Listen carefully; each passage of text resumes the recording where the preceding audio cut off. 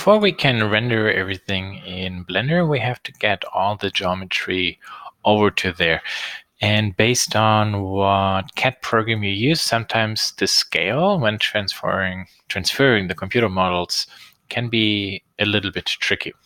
To help, what I will do is, in addition to my design, I will create somewhere just a cube. Let's say this cube is 50 millimeters by 50 millimeters.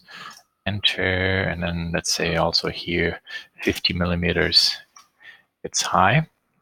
But this is very easy now later to measure than something that is more irregular or not the box.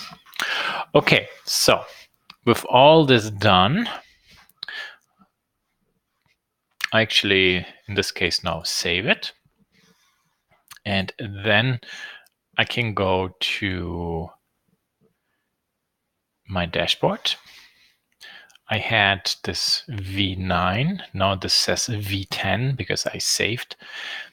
And when you click on this number, you see this pops up. Then click on View Details on Web.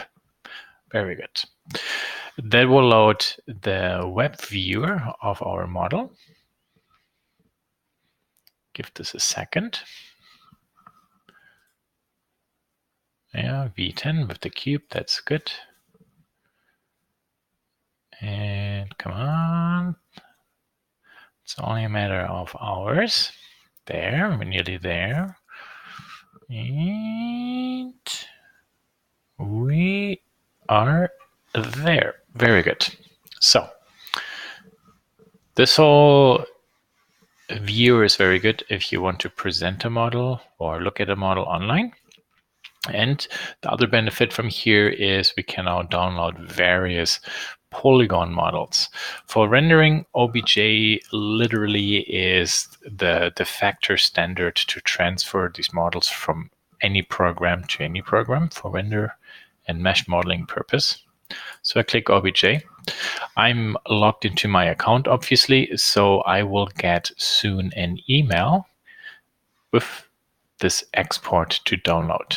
This might take a second sometimes based on how busy the Autodesk servers are. Let's take a look. Nope, not there yet. But where was this one folder?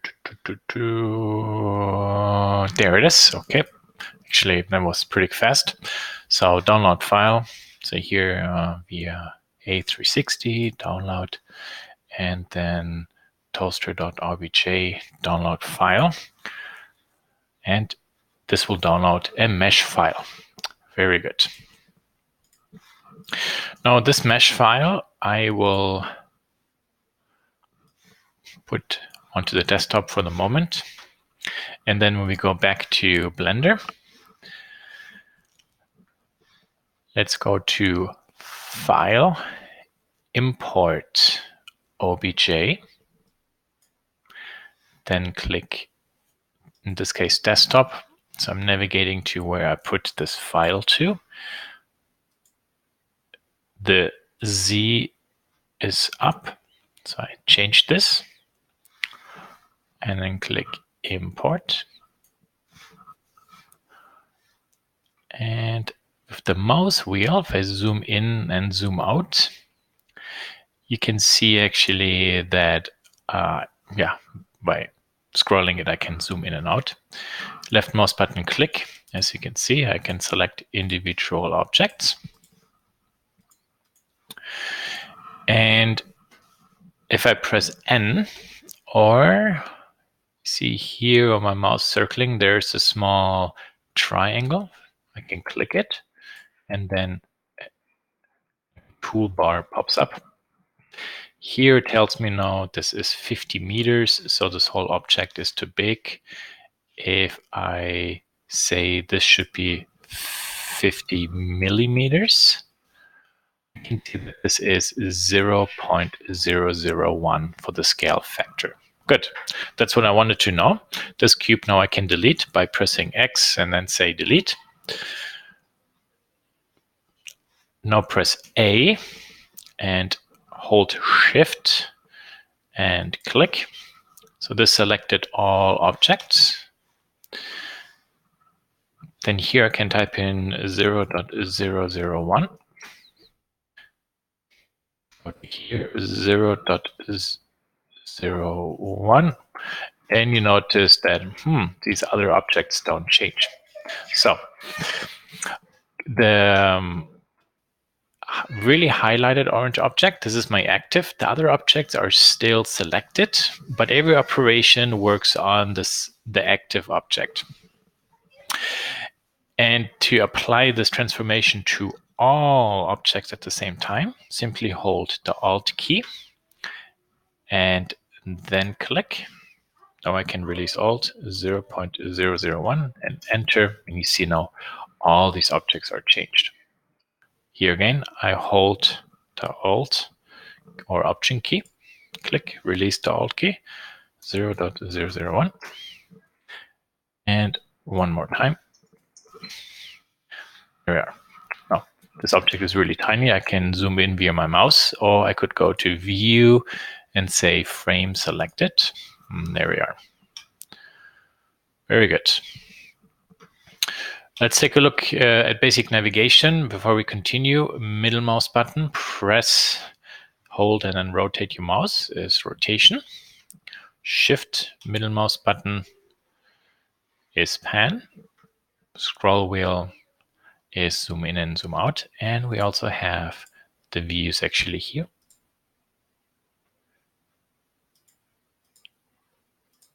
Goes pretty fast, so that's nice. If I want to snap to specific views, I can also, while rotating with the middle mouse button, hold the Alt key, and then this snaps to specific degrees. I think it's always a 45 step. Yeah. There. Very good. Here we have perspective orthographic. There's a camera view. Here we can also move around. Here we can zoom in and zoom out. We also have different views here. That's for the navigation, for example, to go to the right. So I press 4 or press 8 on my numpad, press 6, 8 or 2 on the numpad, 5 on the numpad. And then here we also have our basic views, top, bottom, front, etc., and the camera. So that's where you can find them. If you have a numpad, there are the commands. If you don't have a numpad, then via the menu we can quickly switch to them, or we do it simply via here and then go to the camera. On the left side, if I press T, this is where we have the tools, for example, to select, transform, like we can move something, right click on the mouse is like escape, only move, only rotate, only scale. And on the left side, this is our browser where we see all the objects. And this area here, we have lots of buttons we can later click to set everything up. And down here, that is actually the timeline for animation purpose. Right now, we might not need the timeline, so we can go with the mouse to here. You see when it switches to this icon, then I can move this up and down. And when it looks like a plus, and I click down, or click up and drag down. See, the arrow actually goes to the lower part. Then I can join all these elements together. And no, I do not want this call because I don't need health insurance. Thank you, robocallers. They're really annoying me. Very good. Okay, so let's call this everything for the basic introduction into some interface manipulation and then also how to import all the stuff. The last thing maybe what we want to do is if I select an object I see the scale factor and the rotation. So I press A to select everything. AA, so tapping it quickly is also select nothing. And then I go to Object, Apply Rotation and Scale. And you see now this is all set to 0. Very good. Then let's save this. I will go to here and call this one Poster Kitchen 8 Raw. And yep, and click Save. Very good.